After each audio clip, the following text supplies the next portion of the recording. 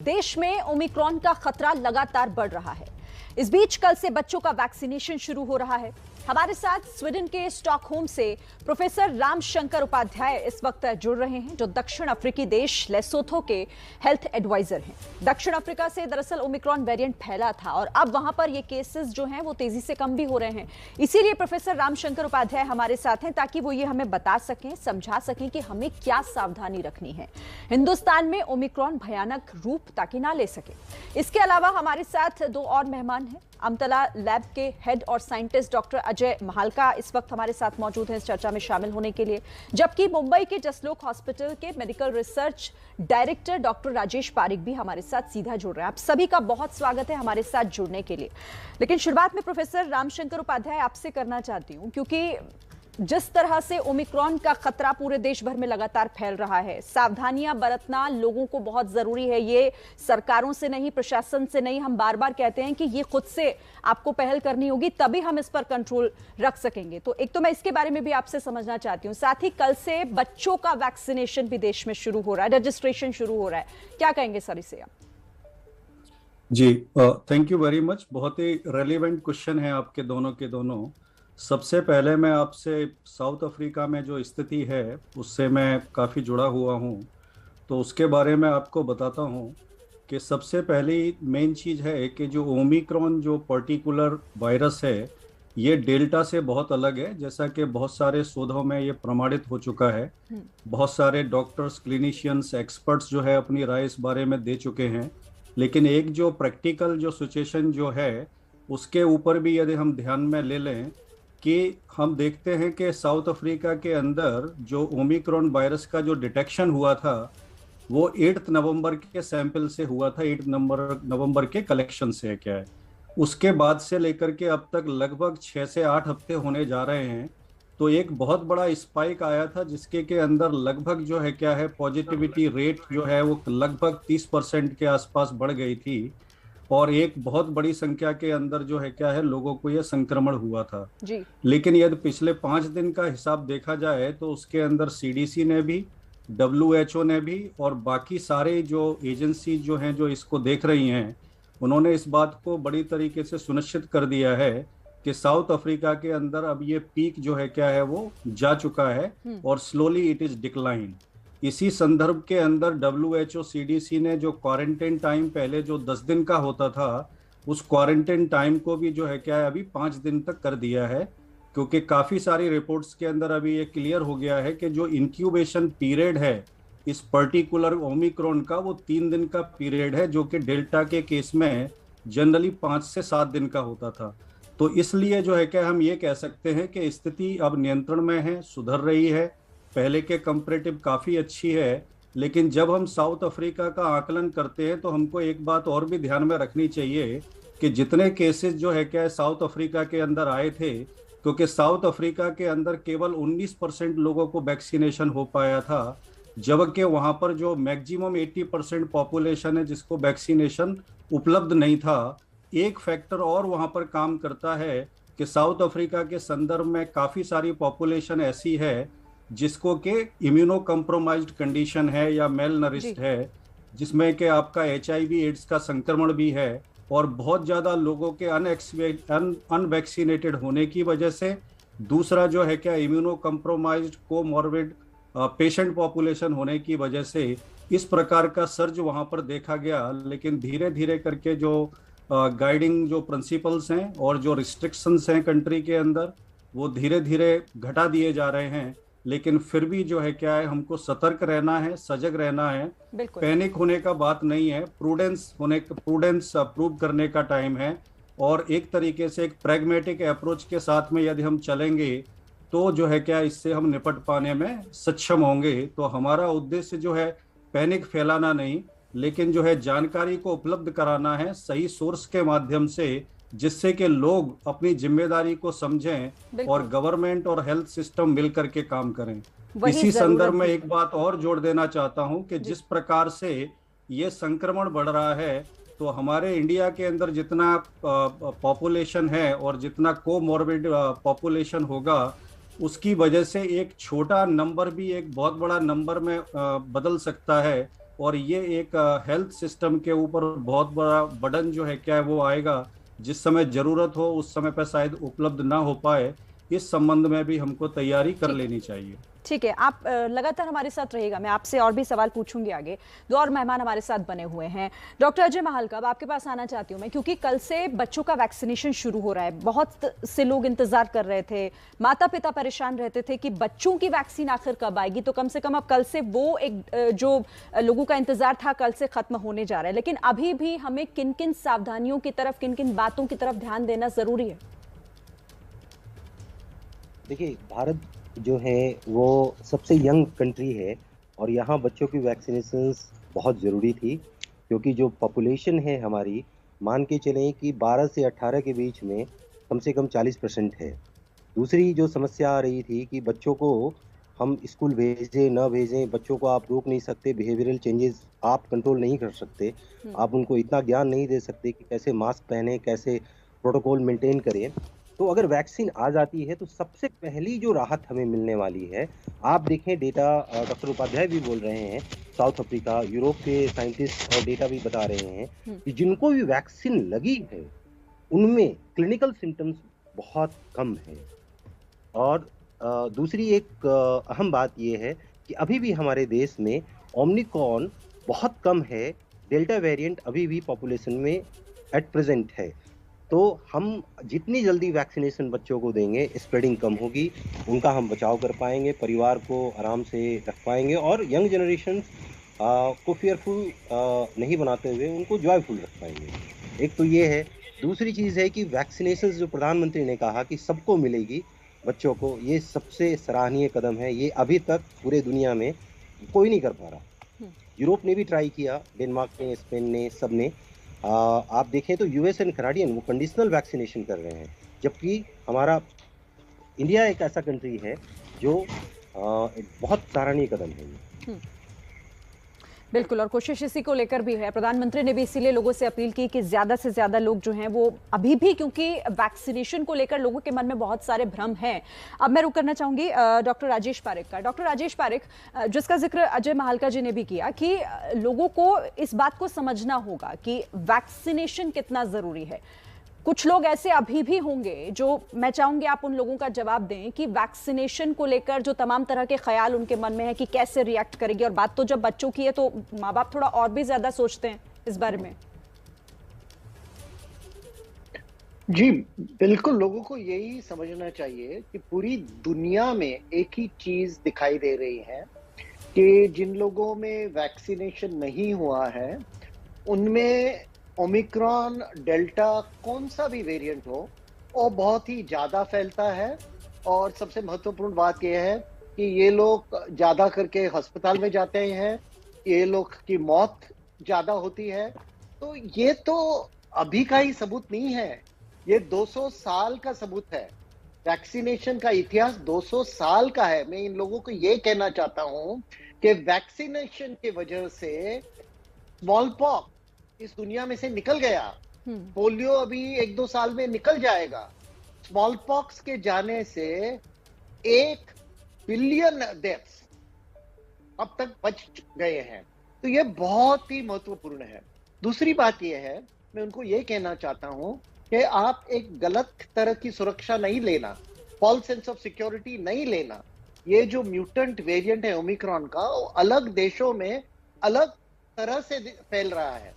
जो south Africa भी बात है, वो साउथ अफ्रीका में है, यूके में देखो, फ्रांस में देखो, जर्मनी में देखो और यूएसए में देखो, ये डेवलप्ड कंट्रीज है। और वहां भी वो इतना ज्यादा फैल चुका है कि साउथ अफ्रीका से बहुत ही फैल चुका है। तो ये वायरस किस तरह से मुड़ेगा हम नहीं जान पाते हैं एक तरफ, और उसका निशाना बदलते जा रहा है। जो पहले हमारा डेल्टा वायरस था वो ज्यादा करके जो बूढ़े लोग थे 60 उम्र से ज्यादा, उनके ऊपर था। अभी हमने एक बार तो देखा है कि ओमिक्रॉन एक बार मुड़ चुका है, जिनकी उम्र 40-45 होती है उन पे आ रहा है। और हम ये नहीं बोल सकते कि कभी वो वापस मुड़ेगा और उसका निशाना बदल जाएगा और बच्चे पे आ जाएगा। तो ये भी होने की संभावना है। इसलिए बहुत महत्वपूर्ण है कि हमारे बच्चों को, सबको वैक्सीनेशन मिलना चाहिए। ठीक है, प्रोफेसर रामशंकर जी, क्योंकि साउथ अफ्रीका से ही इस नए वेरिएंट की, जिसे हम ओमिक्रॉन के नाम से जानते हैं, उसकी शुरुआत हुई, लेकिन अब वहां पर केसेस कम हो रहे हैं। तो ये कैसे मुमकिन हो पाया वहां पर? अगर वहां केसेस कम हो रहे हैं यानी कि खतरा भी धीरे धीरे टल रहा है, तो ये कैसे वहां पर किस तरह से हुआ? जी, एक तो क्या है कि एकदम से WHO के गाइडेंस के अंदर जो है बहुत ज़्यादा स्ट्रिक्ट जो लॉकडाउन प्रिंसिपल्स हैं उनको लागू किया गया, ठीक है ना। स्कूल कॉलेजेस को बंद कर दिया गया था। कुल मिलाकर के जो लोग थे उनको के एक तरीके से बोलोगे तो एक हाउस अरेस्ट जैसा कंडीशन था कुछ समय के लिए। और उसके बाद में जब और उस जिस समय पे ये सारे जब कंडीशंस लागू किए गए थे, उस समय पर यह पता नहीं था कि ये ओमिक्रॉन किस प्रकार से बिहेव करेगा। लेकिन अभी जितना इसके बारे में जो प्रमाणिक जानकारी जो काफ़ी लैब से हमको मिल रही हैं, और उनमें ये सिद्ध हो गया है कि ये जो समय है ओमिक्रॉन के बारे में, कि सबसे पहले अपने को एक प्रैग्मेटिक अप्रोच से नंबर ऑफ केसेस को कम करना है। उसके बाद में एक एडवांटेज ओमिक्रॉन के साथ में क्या है कि ये आपको इतना समय दे रहा है कि इसमें इतनी हमको जो है उतनी लेथलिटी नहीं है, उतनी ज़्यादा इसकी मारक क्षमता नहीं है। जैसा कि अभी प्रोफेसर सीगल की जो साउथ अफ्रीका की लैब है, उन्होंने प्रॉपरली इसको स्टडी करने के बाद में बोला है कि ये जो पर्टिकुलर जो वायरस है उससे जो क्रॉस इम्यूनिटी पैदा होती है, वो क्रॉस इम्यूनिटी आपको डेल्टा वायरस के अगेंस्ट भी प्रोटेक्ट करने में सक्षम है। चूंकि ये एक लैब स्टडी का रिपोर्ट है, तो we can not like a use simply ये one research report actually to apply to the population और for any country, but whatever we are learning so far actually from this particular variant, that is more important in order to deal with this particular pandemic situation.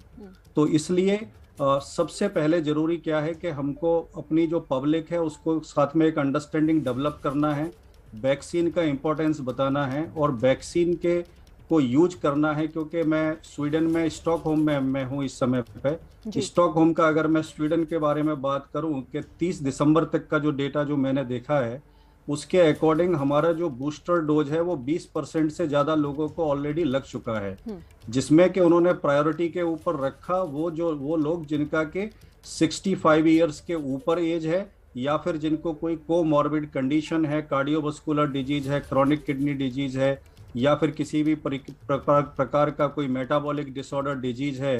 तो उनके अंदर जो booster dose है वो 79% लग चुका है ऑलरेडी है क्या है।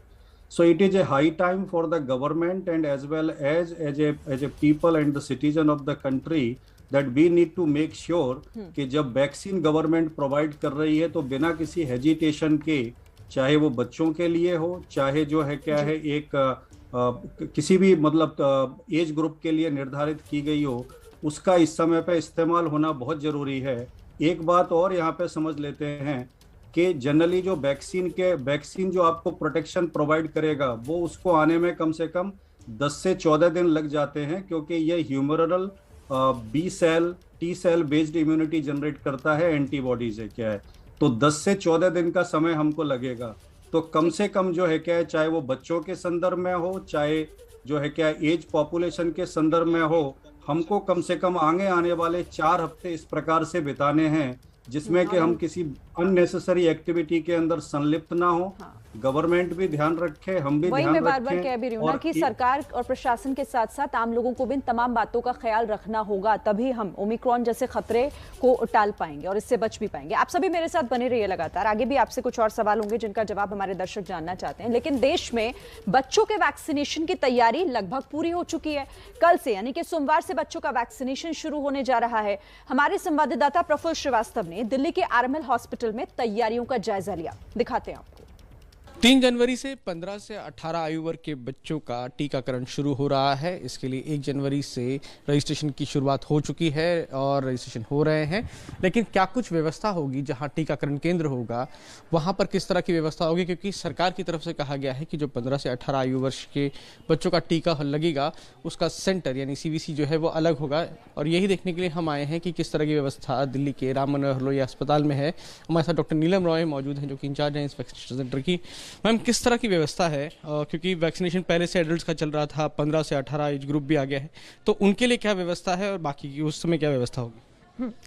आरएमएल हॉस्पिटल में 3 वैक्सीनेशन साइट्स हैं, साइट 1, 2, 3।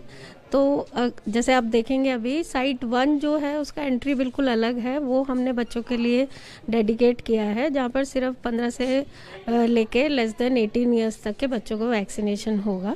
तो एंट्री पर ही उनका चेक किया जाएगा एज, और वैसे भी साइट 1 पे ऑनलाइन रजिस्ट्रेशन सिर्फ 15 प्लस का ही होगा, तो यहाँ पे ऑनलाइन रजिस्ट्रेशन के लिए 15 प्लस ही आएंगे, और ऑन साइट रजिस्ट्रेशन भी होगा। तो उसके लिए हमारे वॉलंटियर्स बाहर रहेंगे, वो पहले चेक कर लेंगे एज ग्रुप और रजिस्ट्रेशन ऑनलाइन है या ऑन साइट है, फिर अकॉर्डिंगली उनको साइट 1 में अंदर कंप्यूटर पे कोविन पोर्टल पे रजिस्टर किया जाएगा और वैक्सीनेट किया जाएगा। मैम उसके बाद जो प्रक्रिया है कि उनको भी ऑब्जर्व किया जाएगा आधे घंटे के लिए, तो क्या उसके लिए भी अलग से एरिया है या वो?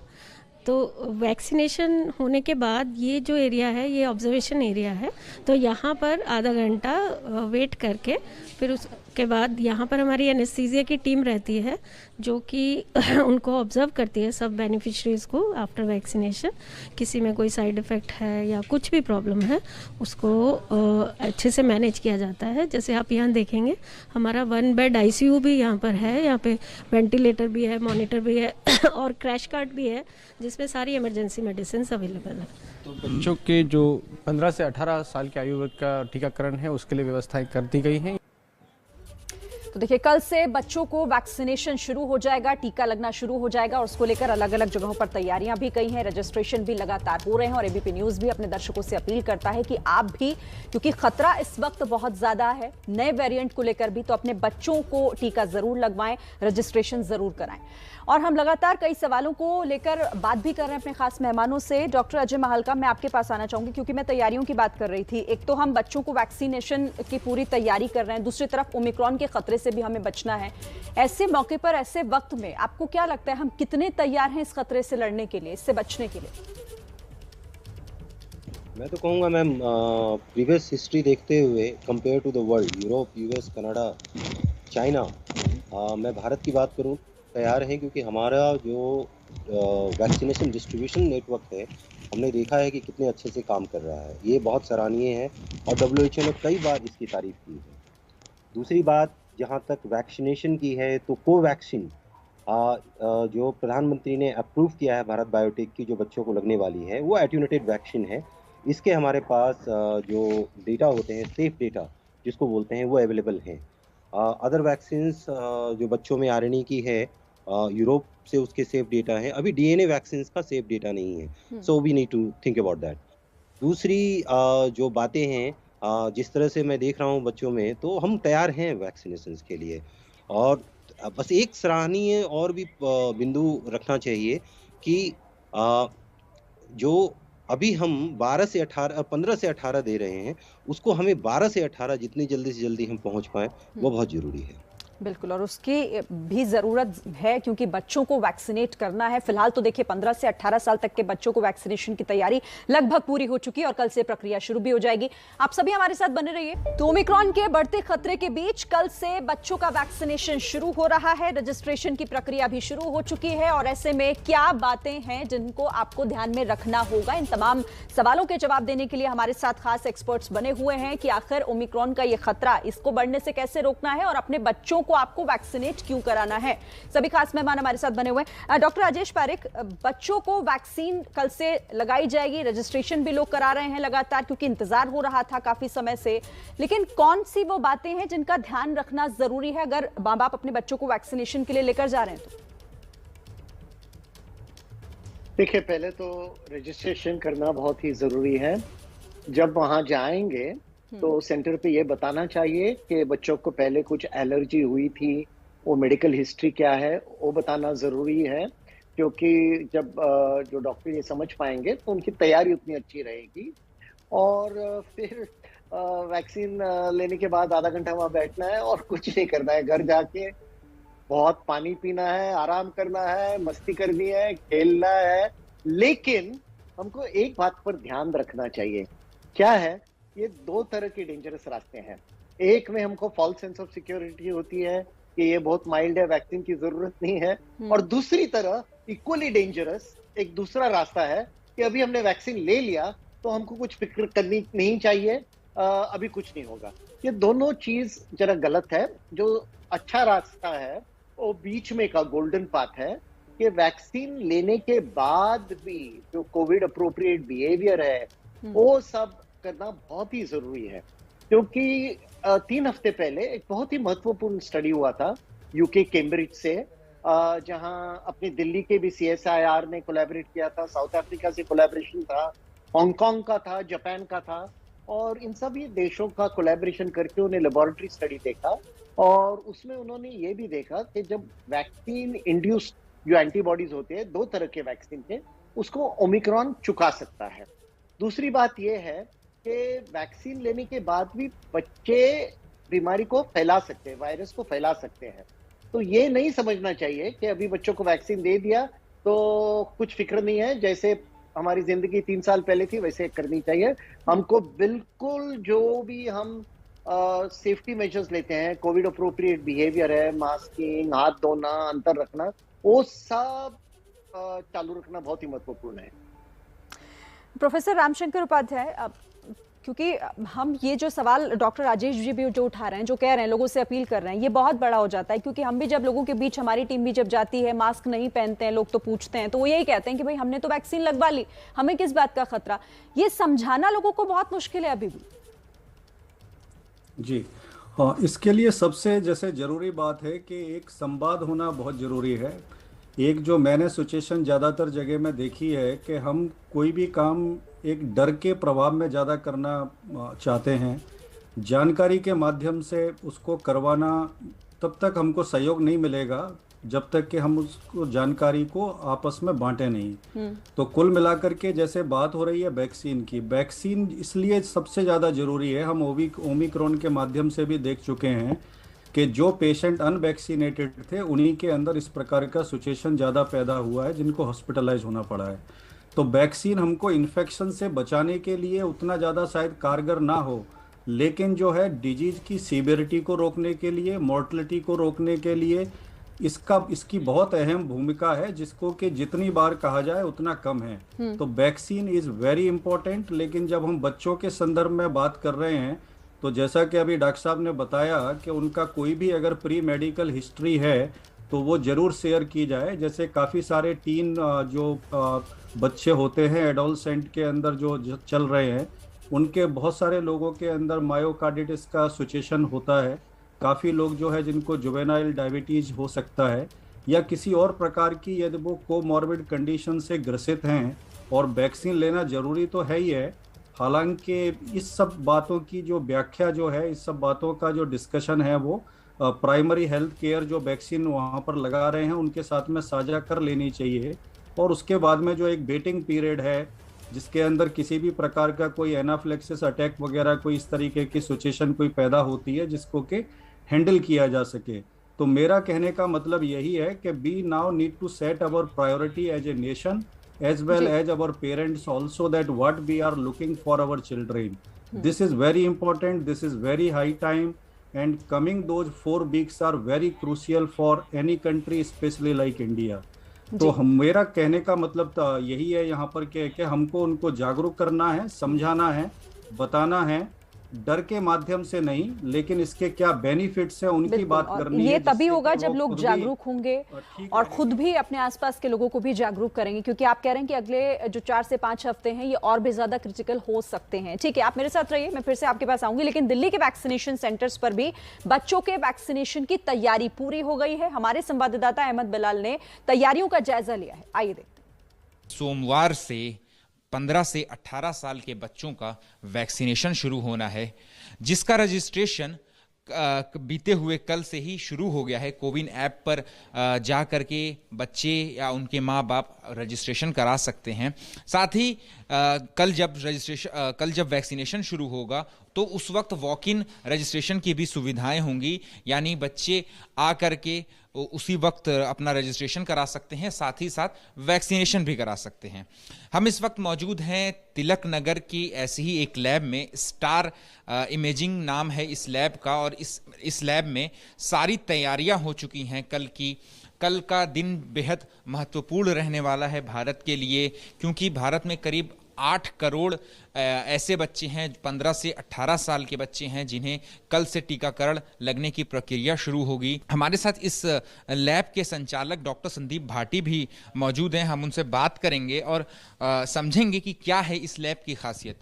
सर, बहुत बहुत स्वागत है आपका एबीपी न्यूज़ पर। सर, सबसे पहला सवाल तो हम ये जानना चाहेंगे कि ये जो आपने वैक्सीनेशन सेंटर बच्चों के लिए, ख़ास बच्चों के लिए तैयार किया है, तो इसकी क्या खासियत है? बिल्कुल, देखिए जिस तरह से हमने देखा था कि अडल्ट में, वयस्कों में भी जैसे एक हेजिटेशन था कहीं ना कहीं वैक्सीन लगाने को लेकर, और अभी फिलहाल पेरेंट्स के मन में भी थोड़ा कुछ हेजिटेशन है, बच्चों में भी थोड़ी सी वो एंग्जाइटी है। उसी चीज़ को ध्यान में रखते हुए हमने जैसे अडल्ट वैक्सीनेशन हमारा जो वयस्कों का वो अलग चलता है, बच्चों के लिए हमने बिल्कुल सेपरेट बनाया है। क्या क्या है आप बता सकते हैं? जैसे बच्चे आएंगे तो पंजीकरण कहाँ पर होगा, वैक्सीनेशन कहाँ पर होगा, ऑब्जर्वेशन रूम भी तैयार किया है आपने, उसके बारे में आप कुछ हमें बता सकें। बिल्कुल बिल्कुल, देखिए जिस तरह से पंजीकरण की बात है तो वो ऑनलाइन तो होगा ही होगा बच्चों का कोविन ऐप के ऊपर, उसके अलावा वो ऑफलाइन भी, वॉक इन भी, मतलब आकर बच्चे अपना रजिस्ट्रेशन करा सकते हैं। जैसा कि वो सभी तरह की आईडी दिखा सकते हैं, पर अगर उनके पास आधार कार्ड और वो सब नहीं है तो अपनी स्कूल की आईडी दिखा के भी अपने आप को वैक्सीनेट करा सकते हैं। क्योंकि बड़ा एज ग्रुप है 15 से 18 साल, तो जरूरी नहीं है कि उनके साथ उनके पेरेंट्स भी आए। तो पंजीकरण होने के बाद वो यहाँ पर जो भी बैठेंगे असिस्टेंट, उनको दिखा के अपना वेरीफाई करा लेंगे अपना रजिस्ट्रेशन कराने के बाद वो यहाँ पर एक वेटिंग एरिया, वहां पर वो बैठेंगे। उसके बाद जैसे एडल्ट्स में भी होता है, वैक्सीनेटर यहाँ पे बैठेंगे, वो वैक्सीनेटर हैं, वो उनको 1 बाय 1 जैसे बुलाएंगे और उनके बाद उनको वैक्सीन लगाई जाएगी। तो देखिए, हॉस्पिटल्स तैयार हैं, वैक्सीनेशन सेंटर तैयार हैं, क्योंकि कल से बच्चों 15 से 18 साल तक के बच्चों को यहां पर वैक्सीन लगाने की प्रक्रिया कल से शुरू हो जाएगी। रजिस्ट्रेशन लोग करा रहे हैं और एबीपी न्यूज़ भी अपने दर्शकों से अपील करता है कि अपने बच्चों को सुरक्षित रखिए, यानी कि वैक्सीनेशन उनका जरूर कराइए। डॉक्टर अजय महालका, जब वयस्कों को वैक्सीन लगी तो कई तरह की दिक्कतें उन्हें आई थी। वैक्सीन लगाने के बाद जैसे बुखार आया कई लोगों को, कई बॉडी में कुछ चेंजेस महसूस किए, तो बच्चों में भी जाहिर तौर पर इस तरह की कुछ दिक्कतें हो सकती हैं। तो ऐसे में माँ बाप के लिए, उन बच्चों के लिए आप क्या सलाह देंगे उन्हें? देखिए, जब भी वैक्सीनेशन हुई तो अभी जो डेटा इंडिया के बच्चों की वैक्सीनेशन की कोई डेटा है नहीं हमारे पास। जो यूरोप कंपेयर कर रहे हैं, जो यूएस और कनाडा में हमने देखा है कि थोड़े बहुत सिम्टम्स बच्चों में होते हैं, जैसे कि सब में नहीं होता, फीवर होती है, थोड़ा बदन टूटना होता है, हाथ में दर्द होते हैं। जिस तरह से वयस्क में थे वैसे ही बच्चों में भी है। मैं एक पॉइंट और ऐड करना चाहूँगा, डॉक्टर उपाध्याय ने जो मेंशन किया और डॉक्टर पारिक ने किया कि हम और क्या कर सकते हैं प्रिपरेशन के लिए।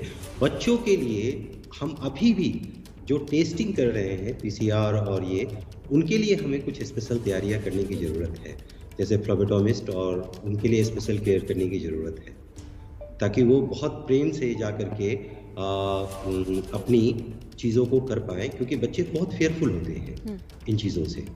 तो वो वैसे सेंटर्स हमें तैयार करने की ज़रूरत है, और वो भी specially in remote area of India.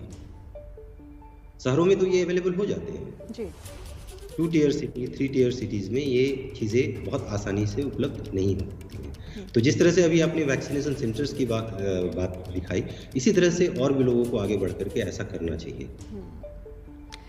ठीक है, बहुत धन्यवाद आप सभी का हमारे साथ जुड़ने के लिए, क्योंकि भी बहुत महत्वपूर्ण सवाल थे। कल वैक्सीनेशन की प्रक्रिया शुरू हो रही है, लेकिन उससे पहले ये तमाम सवाल लोगों के मन में भी आ रहे होंगे, तो उनका आप सभी ने बहुत अच्छे से जवाब दिया। धन्यवाद हमारे साथ जुड़ने के लिए। तो हम आपको एक बार फिर से यहाँ पर याद दिला दें कि कल सुबह 9 बजे से स्कूली बच्चों का वैक्सीनेशन शुरू होगा। एबीपी न्यूज़ लगातार आपको अपनी जिम्मेदारी याद दिला रहा है कि बच्चों को वैक्सीन लगवाकर कोरोना के खतरे से उन्हें सुरक्षित करें।